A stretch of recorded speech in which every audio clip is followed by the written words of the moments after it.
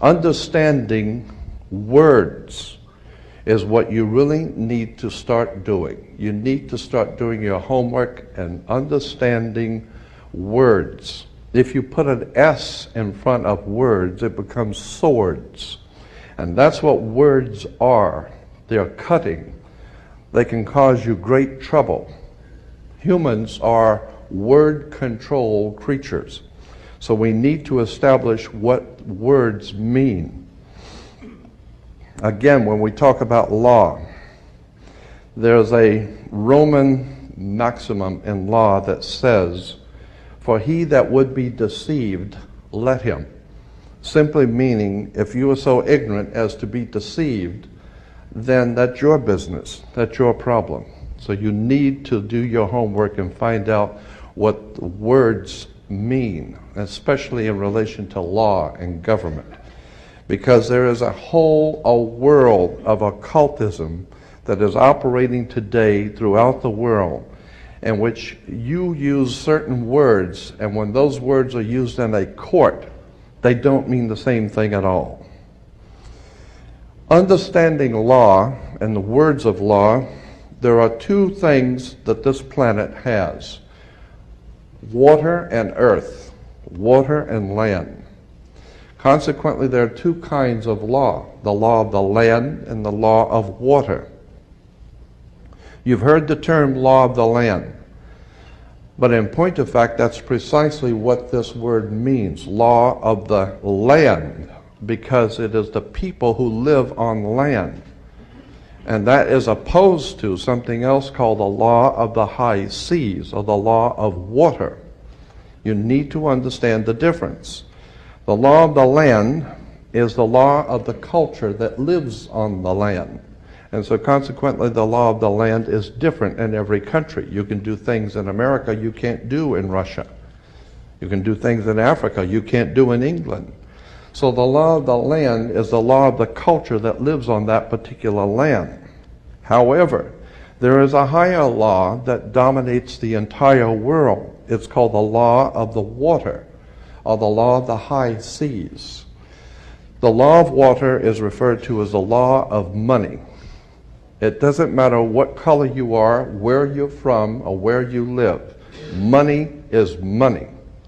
And anytime you're doing banking or using money, you are now under the law of water, maritime admiralty. If you go back in history, in ancient history, where all of this began, back in the land of Canaan, and you probably have heard in the Bible, the land of Canaan. The Canaanites were Phoenician bloodline, and in the ancient Phoenician language, Cana meant merchant, banker. The very word merchant comes from mer, M-E-R, for the sea, for water. As a mermaid, we have merchant. Merchant, bankers. Let me give an example of the difference between the law of water and the law of the land. The law of water, as I said, is a law of banking, money, as opposed to the law of the custom of the people, or the law of the land. The Statue of Liberty must be put in water. It could not be put on American land as such. It had to be put in the harbor, because it's not the statue of freedom. It's a statue of liberty. Liberty is what a sailor gets when he pulls into port on a ship. He gets liberty. He's not free. So America is not the land of the free and the home of the brave. We're not free or brave, period. We're not free. This is not a free country. Now let me give you an example of how this law of the water works. Why is it that you have to go to court? People are always concerned about going to court. You go to court because you play basketball and tennis on a court.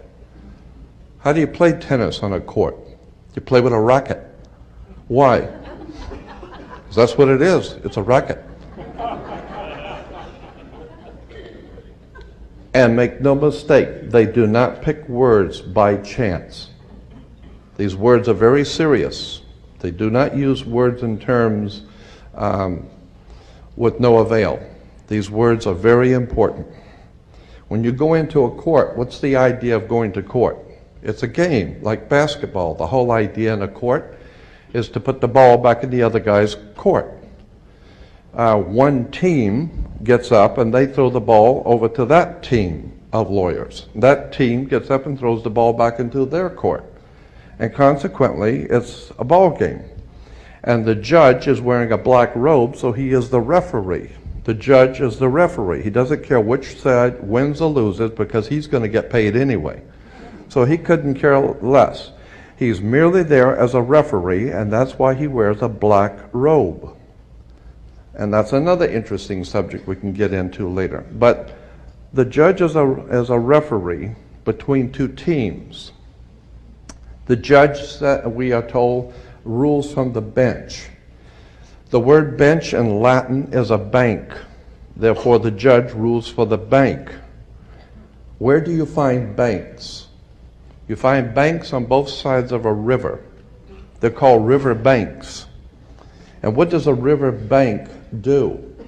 It directs the flow of the current sea. The juice. Consequently, your money is currency because it's the flow, the cash flow. And I'll give you an example of how this works. When a ship pulls into a harbor, all ships are referred to as female. Airships, rocket ships, sailing ships are always female.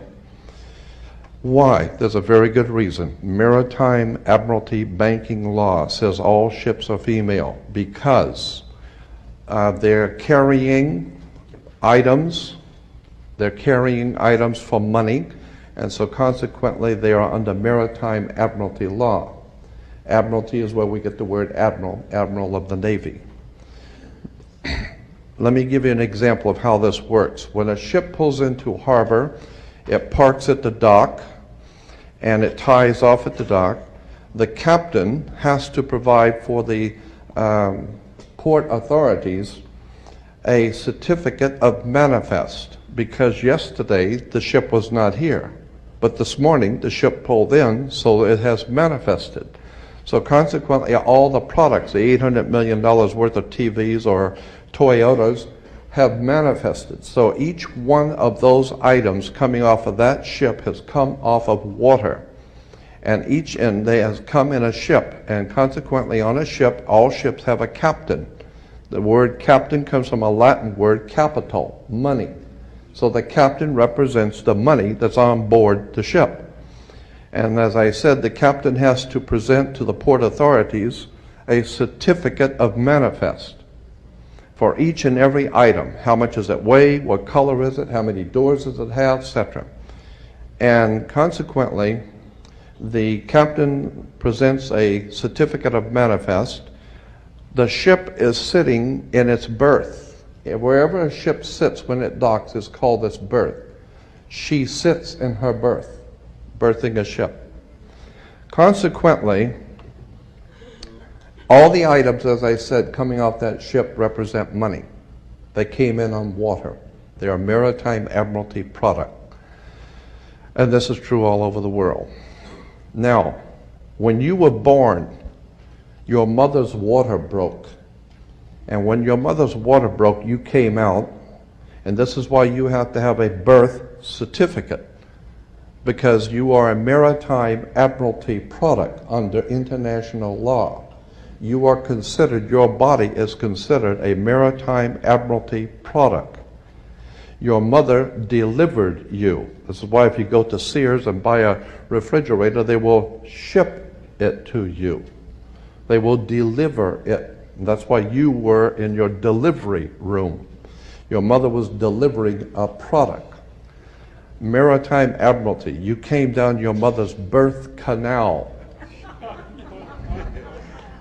And once you, and as you're taking one of the televisions or the cars off the ship and it falls down and breaks, that's all right. Sometimes they're stillborn, so consequently you've lost money on that one.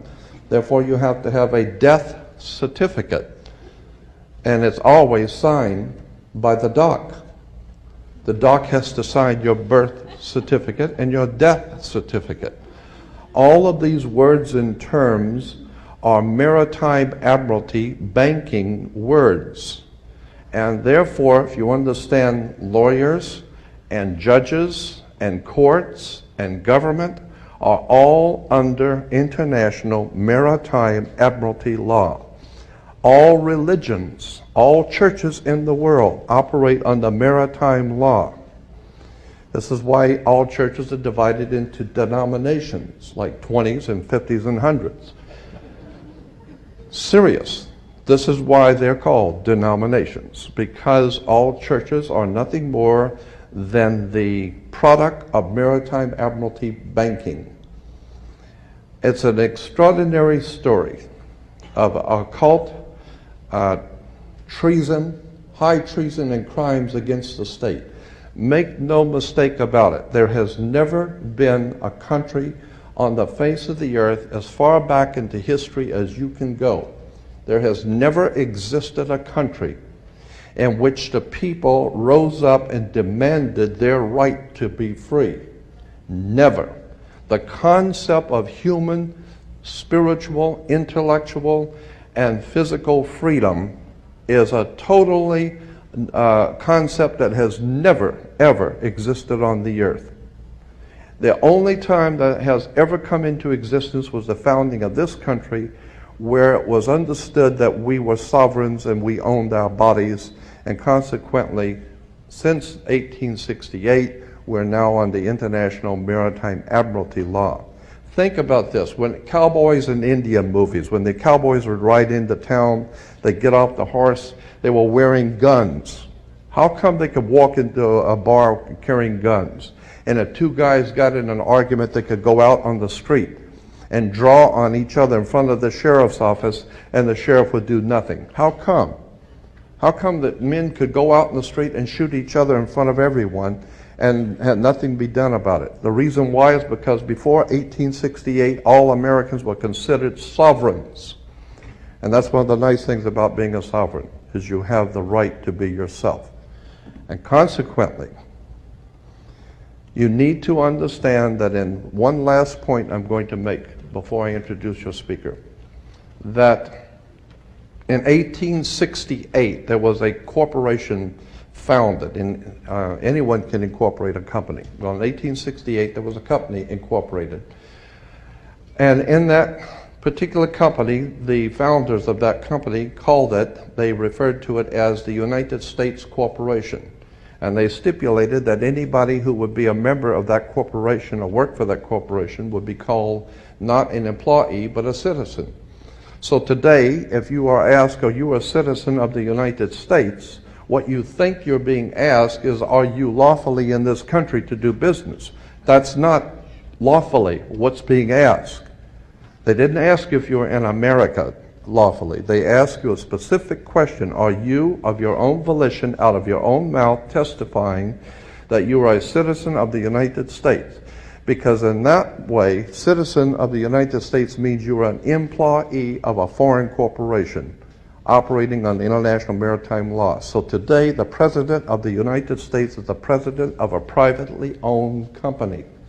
The company is called United States. And the word president is always a word that is used in corporate law. Banks have presidents.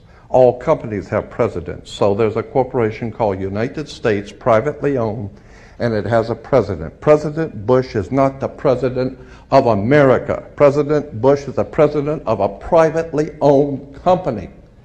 Privately owned, out of England. And you need to understand words and terms.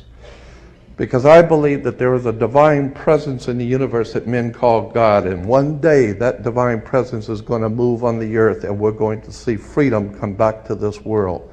And when it does, you're going to need to understand words and terms and how they have been used to trick you.